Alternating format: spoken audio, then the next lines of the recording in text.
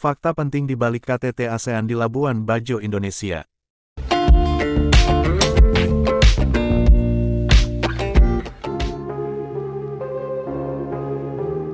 Kita semua tahu bahwa saat ini pemerintah tengah disibukkan sebuah agenda besar yang digelar di Indonesia.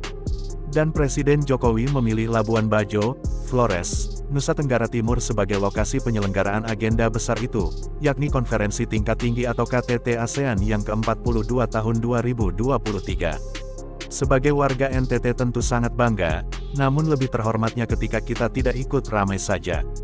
Oleh karena itu, tidak salah kami mengajak Anda untuk sekedar menyegarkan memori pikiran kita.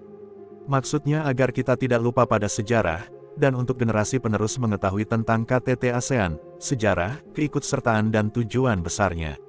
Sekilas sejarah. ASEAN atau Asosiasi Negara-Negara Asia Tenggara, sedangkan KTT merupakan konferensi tingkat tinggi. ASEAN ini dibentuk pertama kali pada tanggal 8 Agustus tahun 1967 di Bangkok, Thailand oleh 5 negara, yaitu Indonesia, Malaysia, Filipina, Singapura dan Thailand melalui penandatanganan.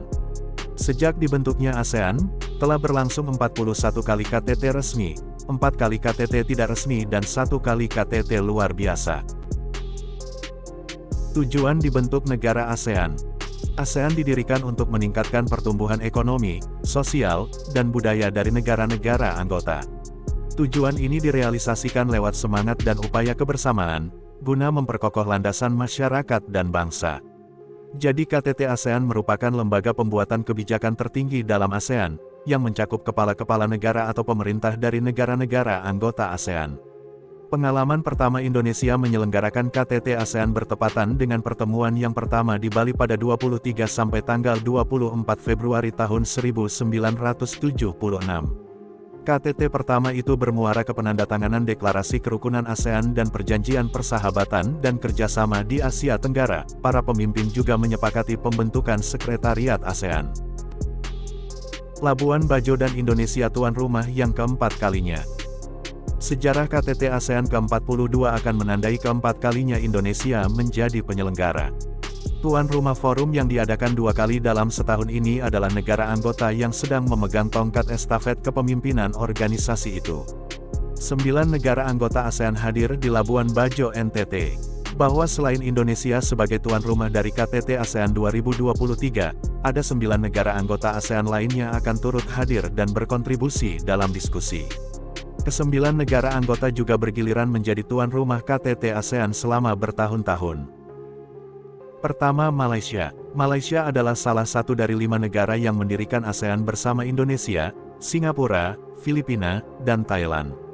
KTT ASEAN kedua dilaksanakan di Malaysia pada tahun 1977 setelah dilaksanakan pertama kali di Indonesia. Yang kedua adalah Filipina. Setelah Indonesia dan Malaysia, Filipina menyusul sebagai tuan rumah KTT ASEAN ketiga, untuk pertama kalinya. Yang ketiga adalah Singapura. KTT ASEAN juga beberapa kali dilaksanakan di Singapura. KTT ASEAN pertama kali diadakan di Singapura yakni pada tahun 1992. Yang keempat adalah Thailand. Thailand sebagai salah satu negara yang mendirikan ASEAN, keketuaan KTT ASEAN dilanjutkan kepada Thailand pertama kali pada tahun 1995. Yang kelima adalah Brunei Darussalam. Brunei Darussalam resmi bergabung dengan ASEAN yakni pada tahun 1984. Brunei Darussalam pertama kali menjadi tuan rumah KTT ASEAN, yakni pada tahun 2001. Yang keenam adalah Vietnam. Karena baru bergabung pada tahun 1995, Vietnam mendapat giliran keketuaan KTT ASEAN pada tahun 1998 setelah KTT ASEAN dilaksanakan sebanyak 7 kali. Yang ketujuh adalah Laos. Laos menyusul Vietnam bergabung dengan ASEAN pada tahun 1997 dan mendapat giliran menjadi tuan rumah KTT ASEAN pada tahun 2004, setelah pada tahun 2003 KTT ASEAN dilaksanakan di Indonesia. Yang kedelapan adalah Myanmar. Bersama dengan Laos, Myanmar bergabung pada ASEAN pada tahun 1977 dan baru pertama kali mendapat tongkat kepemimpinan KTT ASEAN pada tahun 2014. Yang kesembilan adalah Kamboja.